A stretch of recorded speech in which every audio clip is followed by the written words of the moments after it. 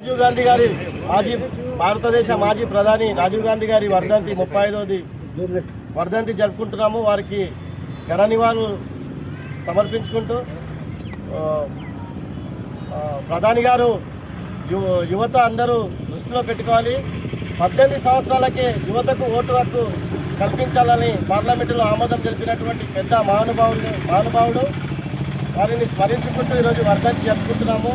మా డిసిసి అధ్యక్షులు, municipal chairman, Congress party senior పట్టణ అధ్యక్షులు, కౌన్సిలర్లు, కోఆప్షన్లు, కార్యకర్తలు అందరి సమక్షంలో ఈ కార్యక్రమం జరుపుకోవడం జరిగింది. జై హింద్, జై కాంగ్రెస్. రాజీవ్ గాంధీ వర్ధంతి వేడుకలు పట్టణ అధ్యక్షులు నాగు గారి ఆధ్వర్యంలో చేయడం జరుగుతుంది. ఈ కార్యక్రమానికి విచ్చేసినటువంటి జిల్లా అధ్యక్షులు దారాసింగన్న గారికి, పట్టణ అధ్యక్షులు నాగు గారికి, అప్పుపై గారికి, సంతోష్ గారికి, ఇక్కడున్న కాంగ్రెస్ పార్టీ సీనియర్ నాయకులందరికీ, కార్యకర్తలకు నమస్కారాలు తెలియజేస్తూ ఈరోజు ఏదైతే రాజీవ్ గాంధీ కలలు కన్నా మన పేదలకు న్యాయం చేసే దిశగా కలలు కన్నారు. అదేవిధంగా మనము కూడా కాంగ్రెస్ పార్టీ కార్యకర్తలం కానివ్వండి, ఎమ్మెల్యే గారు కూడా సేమ్ పేదలకు ఎలాంటి వారి బాటలో నడుస్తూ పేదలకైతే ఏదైతే న్యాయం జరిగే దిశగా ప్రయత్నాలు జరుగుతున్నాయి. అట్టి ప్రయత్నానికి మనమందరం సహకరించి, ఇప్పుడు మా పెద్దలందరూ చెప్పారు రాజీవ్ గాంధీ ఏ విధంగా మనకు సేవ చేయడం జరిగిందని. వారు సేవ చేస్తూ మన సేవలోనే ప్రాణాలు అర్పించడం జరిగింది. కాబట్టి అంతటి మహనీయుడి ఆశలన్నీ మనం నెరవేర్చాలని ప్రతి ఒక్కరికి విజ్ఞప్తి చేస్తూ, రేపు రాబోయే రోజుల లోపల కూడా ఇప్పుడు ఇందిరమ్మ కాలనీ, అఫుబాయ్ చెప్పినట్టు ఇందిరమ్మ కాలనీ, రాజీవ్ కాలనీ, మాణిక్ నగర్ అలాంటి కాలనీలన్నీ తాండూరులో ఏదైతే కాంగ్రెస్ పార్టీలోనే ప్రజలకు న్యాయం జరగడం జరిగింది. ఇప్పుడు కూడా మనోహర్ రెడ్డి అన్న గారి ఆధ్వర్యంలో ఏదైతే పేదలకే న్యాయం జరిగే దిశగా మేమందరము ప్రయత్నం చేస్తామని ప్రతి ఒక్కరికి విజ్ఞప్తి చేస్తున్నాను. రేపు రాబోయే రోజుల్లో డబల్ బెడ్రూమ్ ఇండ్లలో కూడా ఏదైతే నిరుపేదలు ఉన్నారో వారికే ఇవ్వడం జరుగుతుంది. అది ప్రతి ఒక్కరు గుర్తించుకోవాలి. ఇక్కడ ఏదైతే సంఘటనలు జరుగుతున్నాయో రాజీవ్ కాలనీ, ఇంద్రమ్మ కాలనీ, వాటిని కూడా ప్రజలు దృష్టిలో పెట్టుకొని మెసులుకోవాలని ప్రతి ఒక్కరికి విజ్ఞప్తి చేస్తున్నాను. ఎందుకంటే రెచ్చగొట్టే విధంగా ప్రతి ఒక్కరు ప్రయత్నం చేస్తున్నారు. వాటిని మానుకోవాలని వాళ్ళకి సూచిస్తున్నాను. ఎందుకంటే ప్రజలను మభ్యపెట్టే దిశగా, ప్రజలను రెచ్చగొట్టే విధంగా చేస్తే ప్రజలు నష్టపోతారు. మీరు మంచిగా ఎంజాయ్ చేస్తుంటారు వాళ్ళని చూసి. కాబట్టి మీకు ఒకటే విజ్ఞప్తి చేసిన, ప్రజలను ఎలాంటి రెచ్చగొట్టే ప్రయత్నాలు చేయొద్దు. మేము ప్రజలకు ఏదైతే సంక్షేమ పథకాలు, ఇప్పుడు రేవంత్ రెడ్డి గారు ఎన్నో సంక్షేమ పథకాలు తీసుకురావడం జరిగింది పేదలకు, అలాంటి సంక్షేమ పథకాలు నిరుపేదలకు అందాలని ప్రతి ఒక్కరికి విజ్ఞప్తి చేస్తూ, ఇటు అవకాశం నాకు ఇచ్చిన వారికి ప్రత్యేకంగా ధన్యవాదాలు తెలియజేస్తూ, మన భారతరత్న, భారతదేశ ముద్దుబిడ్డ రాజీవ్ గాంధీ గారి యొక్క 35వ వర్ధంతి కార్యక్రమాన్ని వికారాబాద్ జిల్లా తాండూరు నియోజకవర్గం రాజీవ్ గృహకల్ప కాలంలో ఘనంగా జరుపుకోవడం జరుగుతుంది. ఇట్టి కార్యక్రమానికి సభాధ్యక్షత వహించిన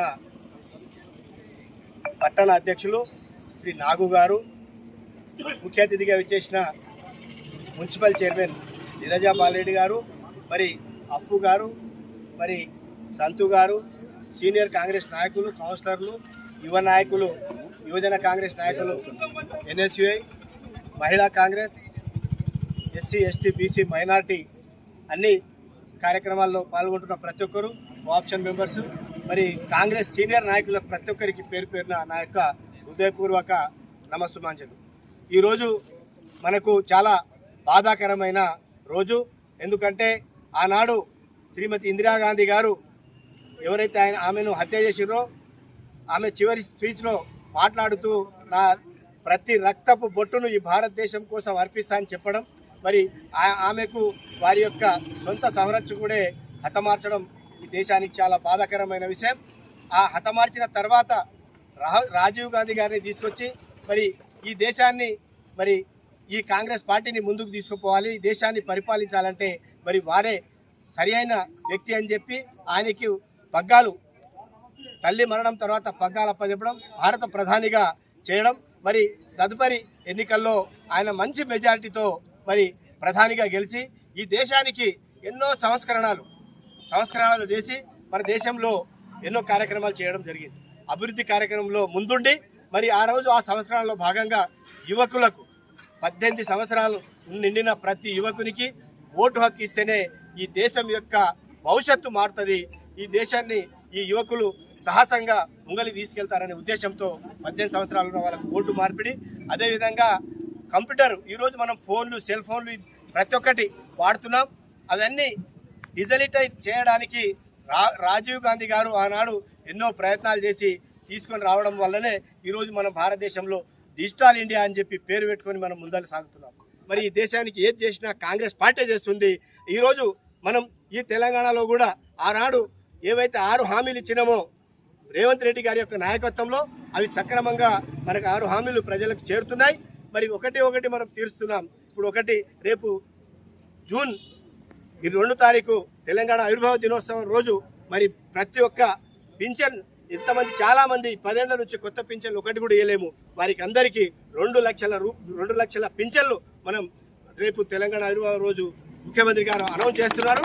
ఈ పింఛన్లు ప్రతి ఒక్క పేదవారికి, నేను కాంగ్రెస్ కార్యకర్తలకు చెప్పేది ఏంటంటే వాస్తవంగా ఉన్న బీద కుటుంబానికి సెలక్షన్ చేసి మీరు ముందుండి ఈ పింఛన్ మేము ఇస్తున్నాం, కాంగ్రెస్ పార్టీ ఇస్తుంది, రేవంత్ రెడ్డి నాయకత్వంలో రేవంత్ రెడ్డి గారు ఇస్తున్నారని చెప్పి మన వికారాబాద్ జిల్లాని ముందులో పెట్టి అందరం కలిసికట్టుగా ఉండి మరి వచ్చే ఎన్నికల్లో 28లో మళ్ళా కాంగ్రెస్ పార్టీని అధికారం తెచ్చి రేవంత్ రెడ్డి గారిని ముఖ్యమంత్రి చేయాలనే ఉద్దేశంతో మనమందరం పనిచేద్దాం.